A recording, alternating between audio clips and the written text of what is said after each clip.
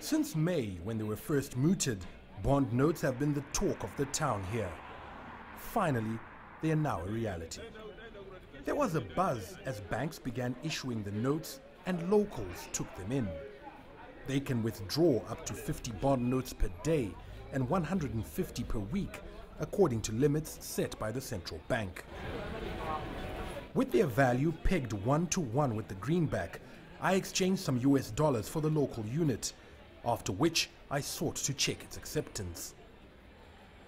This shop, part of the country's largest retail chain, wouldn't let me make my purchase. A supervisor told me they hadn't received guidelines on the note security features, leaving some in limbo. I don't know what I'm supposed to do with this money if they won't take it. The notes have been embraced at many other outlets and on the streets by informal traders. Well, as with any new development or change, they're bound to be teething problems, and that's what we've witnessed here on day one of bond notes in Zimbabwe. Many people expressing sentiments that not enough time or effort has been given to educating and creating awareness in the market about bond notes before their debut. Their design was a closely guarded secret following rumors of counterfeiting. Locals only got a glimpse of the bills in the local press a day before they started circulating. So people cannot be sure whether it is actual or false.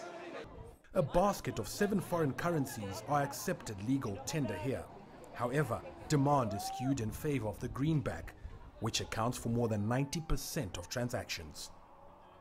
The bond notes, despite their initial challenges, are seen taming demand for US dollars. It will remove pressure on the US dollar, and the US dollar will be used for the important, business transactions like importation of raw materials, importation of capital goods, and general imports. So the pressure now is off. The Reserve Bank of Zimbabwe has made an initial injection of $12 million worth of notes. It plans to roll out a maximum of $200 million, the value of a facility from African Bank, which is backing the bond notes. Farai Mwakutuya, CCTV, Harare, Zimbabwe.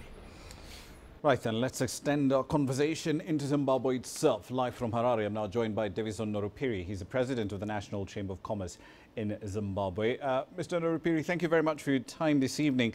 How have members of the chamber, which you head, how have they responded to the introduction of these bond notes? What sort of concerns do they have about how they will work? Like any other new thing, there were quite a number of mixed reactions on as far as it is concerned.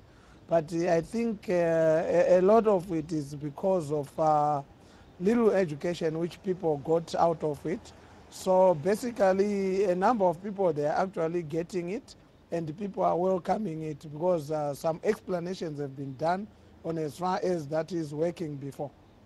We've seen some withdrawal limits in place for current account holders, a limit of about $50 a day, $150 a week. Do we have similar restrictions for businesses? Yeah, on businesses, since it is the first day today, quite a number of businesses, they did not respond to it. It was mainly the individuals.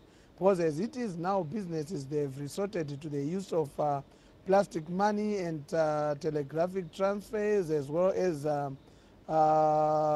RTGS. So they are still using the same system because business, there is no point to withdraw huge sums of money. So as of today, banks has the large numbers of people who are basically individual accounts. So we may need to monitor and see as we go during the course of the week, but precisely it was really individuals, and those were the ones running to the bank all the time. Indeed. One last question for you, sir. The RBZ, before the launch of the bond notes, had put in place incentives, especially for exporting companies. Could you walk us through exactly how these will work in practice, especially given the fears some have that these bond notes may not eventually rank at parity with the dollar once they actually get into the market? Yeah, these incentives, I think you know very well that it's a 5% export incentive, which basically means that out of the 200 million bonds which are backed by the money from Afrexim Bank, you find that the 5%, if they are to outlay the whole amount, 200 million, the country will realize 6 billion out of the exports, which basically means at the moment we are importing goods worth 6 billion and exporting goods worth about 3 billion. So we have got a trade deficit of about 3 billion. So if this system works quite well, it basically means it's going to reduce our trade deficit. And as it is into the market, it's actually circulating in Zimbabwe only. It cannot be used out of the country. And why it is 1:1 is simply because it's backed by the 200 million which have been availed by the Afrexim Bank. That's why it has been pegged at that rate. And why these bonds were actually introduced is simply because the government wanted to curb the issue of externalization and also to make sure that they plug each and every hole which has been resulted due to externalization. That's why they have really introduced it. And the other thing is that as we were going, the market was actually getting drier, and as a result, people were externalizing money. Therefore, if we are using the bonds which are actually backed or supported by 200 million US dollars, what it means is it will only circulate within the country and it will never be used anywhere else. For those who are importing goods, the banks are still issuing and they are still giving United States dollar, just like any other country. People, they just go to the bank, they queue their TTs, and therefore they will be in a position to import.